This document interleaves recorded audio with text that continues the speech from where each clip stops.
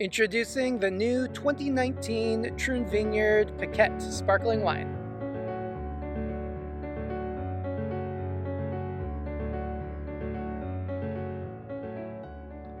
Hey there, I'm Nate Wall. I'm the winemaker here at Troon Vineyard, and I wanted to talk to you a little bit about our new Piquette that we have coming up. So, one thing we need to start with is what is Piquette? So, as you can possibly see, it is a sparkling wine, but the method of making it sparkling and the starting material is fairly unique for this type of wine. So, Piquette is actually made by kind of reusing previously pressed wineskins, rehydrating them a bit, and then giving them a second pressing to make this kind of second wine. It was initially what the farm hands and things would be drinking, out doing the vineyard work. It's generally lower alcohol wine, and was seen as slightly inferior quality from the first pressings of the grapes, but still makes just a really delicious, fruit forward, easy drinking wine. So what we did to make our Piquette, and this is a recipe that will never be repeated. It'll be different year after year. Just you'll understand as I explain. But so what we did is we first harvested some Primitivo grapes. Primitivo is a kind of an early ripening clone of Zinfandel. We harvested these grapes, though we grew them and harvested them for rosé. So they were harvested earlier, lower sugar, higher acid as a rosé. We pressed off the Primitivo for the rosé, but then that same day we had also harvested some Marsanne for a white wine. We pressed that off, but then I put the Marsanne skins back on top of the Primitivo skins. We actually sprayed it down, added some water there, threw a little bit of dry ice in there, let it soak up overnight, just sealed up the press and let it soak overnight, and then press it again the next day. And I was actually shocked at how much sugar, how sweet that juice was coming out. So basically, those grape skins had a fair amount of sugar and flavor still left to give them, even after we'd finished pressing them off for our wine. So so we did that the first time. That all went into one tank to start the natural native fermentation. And a couple days later, actually the next day, we harvested the Tannat for our other sparkling wine, which hopefully I will get to also describe to you soon. But that is as a pet nat made from the Tannat grape, the same red grape that makes some of our more structured red wines. Well, we grew that one a little differently, harvested it earlier, again with higher acid, much higher acid in the case of that one, lower sugar to make our pet Tannat out of.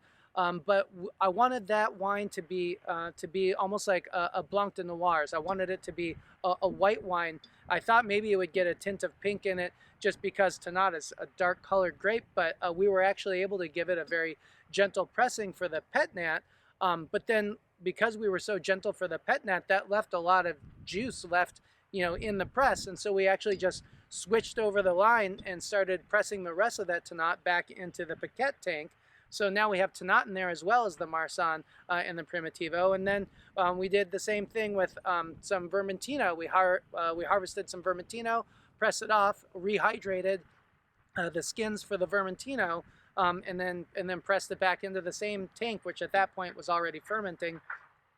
So we just let that continue its fermentation. As it started getting towards the end of that fermentation, we kept it in the stainless steel tank the whole time because we wanted to be able to have a little bit of temperature control at the end. Normally we let all of our indigenous fermentations kind of go at their own rate. We have a cool cellar, so that it's just naturally just kind of slower, calmer, cooler fermentations. But in this particular case, we actually turned on some chilling on that stainless steel tank so we could slow that ferment down, because we needed to be able to get the right sugar level, or at least around the right sugar level, such that when we bottled this, they wouldn't explode, they wouldn't be overly carbonated. So we actually ended up bottling this wine in the middle of harvest because yeast don't understand all the other pressing concerns of harvest. They're just fermenting, turning sugar into alcohol.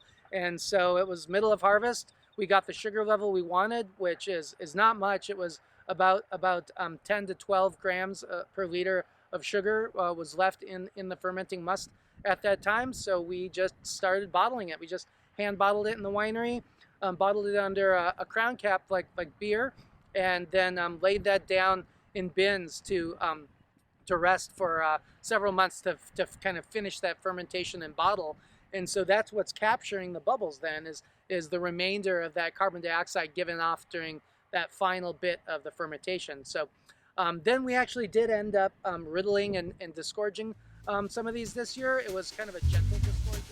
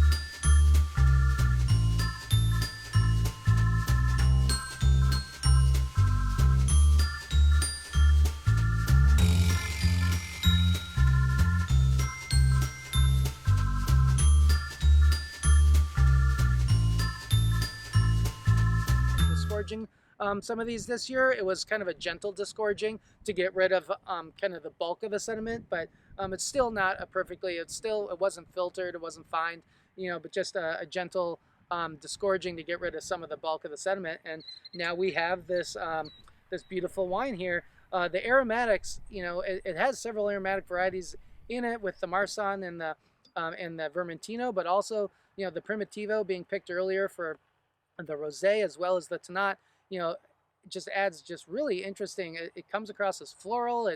It's just really pretty. Really nice.